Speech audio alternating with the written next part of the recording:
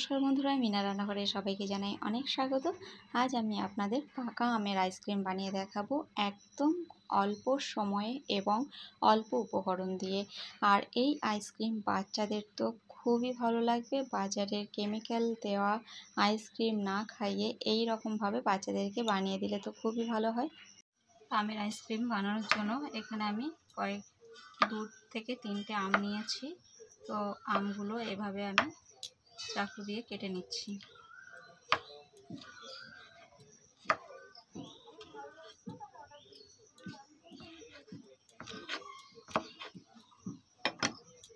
তো এভাবে কেটেছি, আর এখানটায় আরও ছোট ছোট করে একটু কেটে রেখেছি, এটা আমি পরে লাগবে আমার।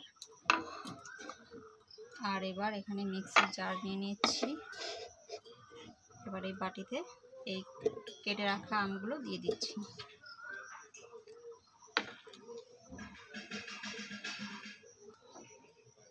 তো এর ভেতরে আমি দিয়ে দিচ্ছি এই যে আমুলের গুঁড়ো দুধ। এখানে আমি 1.5 প্যাকেট গুঁড়ো দুধ দিচ্ছি 3টে আমের জন্য। এবার আপনাদের আমের পরিমাণটা কতটা সেই বুঝে এটা বাড়িয়ে বা কমিয়ে দিতে পারেন। এই গুঁড়ো দুধটা দিলে টেস্টটা খুব ভালো আসবে। আর এরপর দিয়ে দেব চিনি।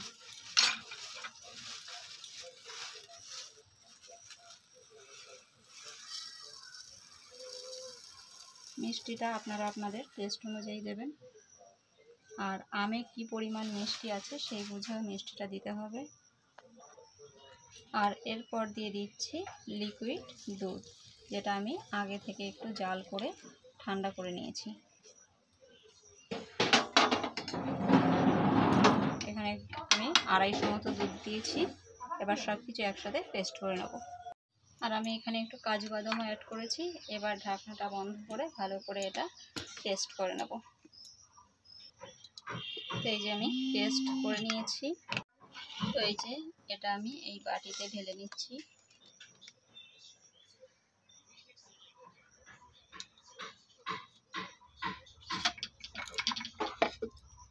এবার যে এই আমগুলো এই উপর থেকে একটু ছড়িয়ে দিচ্ছি। আপনারা চাইলে এর ওপর থেকে অ্যালমন্ড বাদাম কুচি করেও একটু ছড়িয়ে দিতে পারেন। তো আমি শুধু আমটাই দিচ্ছি। তো এভাবে ওপর থেকে ছড়িয়ে দিয়ে তারপরে আমি একটা ঢাকনা দিয়ে ঢাকা দিয়ে ডিপ ফ্রিজে রেখে দেবো। তো এইভাবে আইসক্রিম বানালে বাচ্চারা তো খুবই পছন্দ করবে।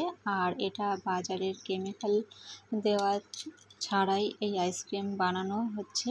আর এটা বানাতে দেখলেনই তো খুব বেশি একটা সময় লাগে না। আমি ডিপ ফ্রিজে এভাবে ঢাকনা বন্ধ করে রেখে দেব। তো চলে এলাম আমি পরের দিন।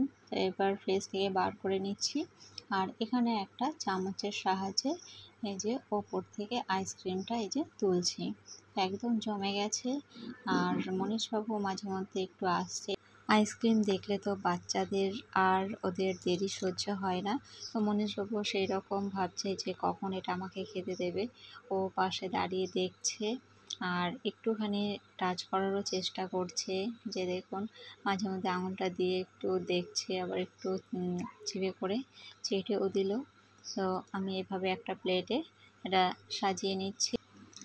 আমাদের কিন্তু বাড়িতে সবাই এটা খেয়ে খুবই প্রশংসা করেছে। আপনারাও পাকা আম শেষ হয়ে যাওয়ার আগে একবারের জন্য হলেও এটা বানিয়ে দিন। বানাতে খুব বেশি সময় লাগে না, আর ঘরে থাকা উপকরণ দিয়েও এটা বানানো যায়।